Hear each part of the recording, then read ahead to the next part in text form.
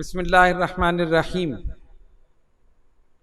ما کان محمد ابا احد من رجالکم ولکن رسول اللہ وخاتم النبیین صدق اللہ العظیم۔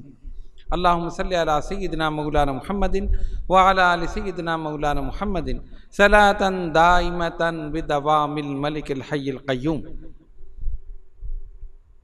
یہ بات آپ کے علم میں ہوگی کہ ہماری حکومت نے قومی اقلیتی کمیشن میں قادیانیوں کو شامل کرنے کا فیصلہ کیا ہے۔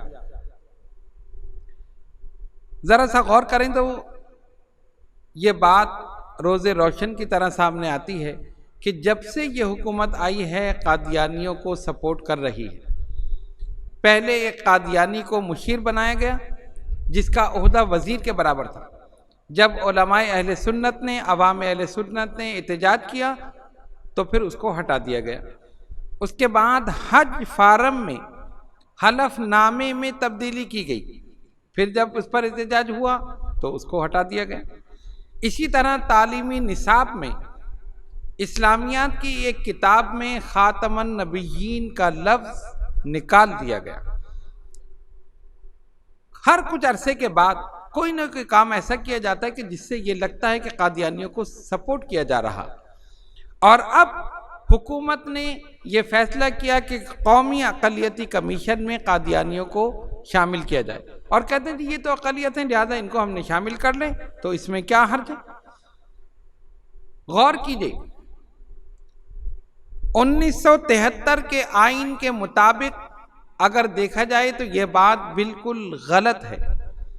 1973 میں قائد اہل سنت علامہ شاہ احمد نورانی صدیقی رحمۃ اللہ علیہ نے سب سے پہلے پاکستان کی قومی اسمبلی میں قادیانیوں کے خلاف قرارداد پیش کی۔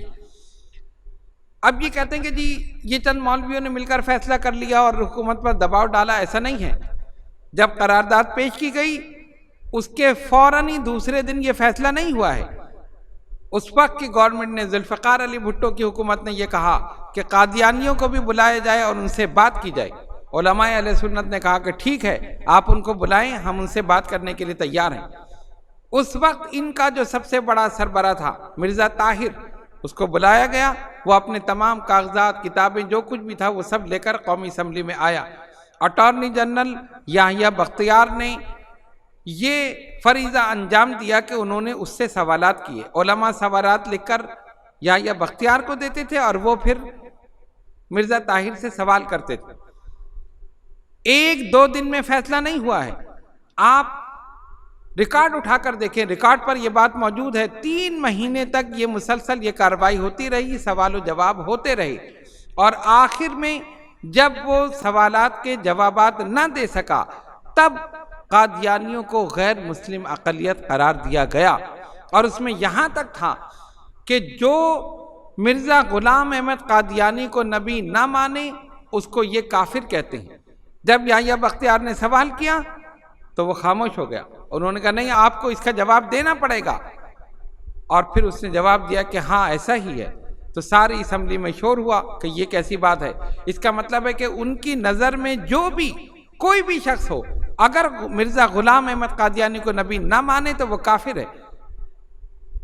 اسی طرح دیگر سوالات کیے گئے، اور آخر میں پاکستان کی قومی اسمبلی نے متفقہ طور پر، جس میں تمام مکاتب فکر کے علماء شامل تھے، باقاعدہ بحث کے بعد دلائل کے ساتھ متفقہ طور پر اس بات کو تسلیم کیا، اور یہ فیصلہ ہوا کہ پاکستان کے آئین کے مطابق قادیانی غیر مسلم اقلیت ہیں، اور اس کے اندر یہ شک رکھی گئی کہ قادیانی اپنے آپ کو مسلمان نہیں کہہ سکتے، اپنی عبادت گاہ کو مسجد نہیں کہہ سکتے، اذان نہیں دے سکتے، تبلیغ نہیں کر سکتے، اور دیگر شقیں جو ہیں پاکستان کے آئین میں موجود ہیں۔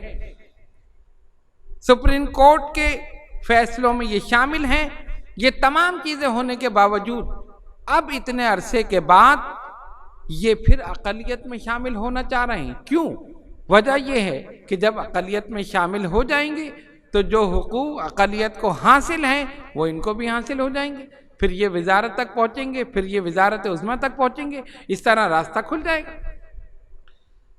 ہم حکومت وقت سے یہ احتجاج کرتے ہیں اور مطالبہ کرتے ہیں کہ اس چیز کو فی الفور منسوخ کیا جائے، قادیانیوں کو اس کے اندر قومی اقلیتی کمیشن میں شامل نہ کیا جائے۔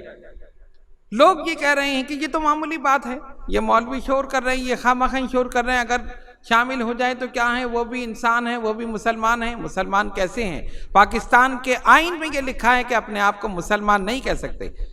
ہاں ہم کہتے ہیں کہ اگر آپ شامل کرنا چاہتے ہیں تو قادیانی اس بات کو ڈکلیئر کر دیں کہ ہاں وہ کافر ہیں، وہ اپنے آپ کو یہ کہتے ہیں کہ ہاں ہم کافر ہیں۔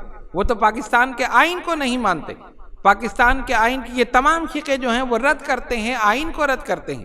وہ اپنے آپ کو احمدی مسلمان کہتے ہیں، جبکہ آئین کے سراسر خلاف ہے۔ اس لیے یہ بات ایسی نہیں ہے، یہ بڑا حساس مسئلہ ہے۔ لوگ کہتے ہیں کہ تو معمولی بات ہے، اگر کر دیں تو کیا ہے؟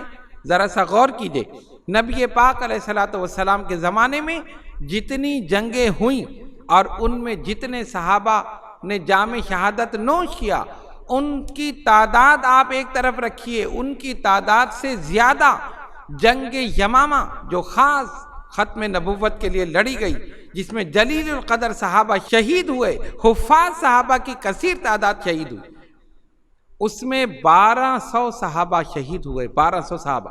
غور کیجئے، اگر یہ معمولی مسئلہ ہوتا تو کیا اتنے صحابہ کی شہادت ہو سکتی تھی؟ اتنے صحابہ اس میں جا سکتے تھے؟ ختم نبوت کا پرچم بلند کرنے کے لیے، نبی پاک علیہ السلام کی ناموس کے لیے، حضور کی ختم نبوت کے لیے وہ سب وہاں پر شریک ہوئے اور انہوں نے جام شہادت نوش کیا۔ اس بات کی دلیل ہے کہ یہ معمولی مسئلہ نہیں ہے، یہ سرکار کی ختم نبوت کا مسئلہ ہے۔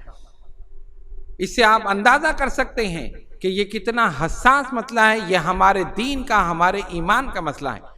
ہم افواج پاکستان کے سپہ سالار جنرل باجوہ صاحب سے یہ مطالبہ کرتے ہیں، ان سے یہ اپیل کرتے ہیں کہ وہ اس حساس مسئلے کی طرف نظر کریں اور اس بات کو ممکن بنائیں کہ پاکستان کا آئین جو کہتا ہے اسی پر عمل کیا جائے۔ حکومت وقت نے جو فیصلہ کیا ہے اسے فی الفور واپس لیا جائے۔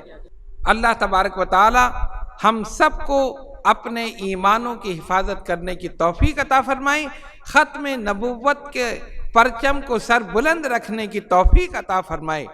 وما علینا الا البلاغ۔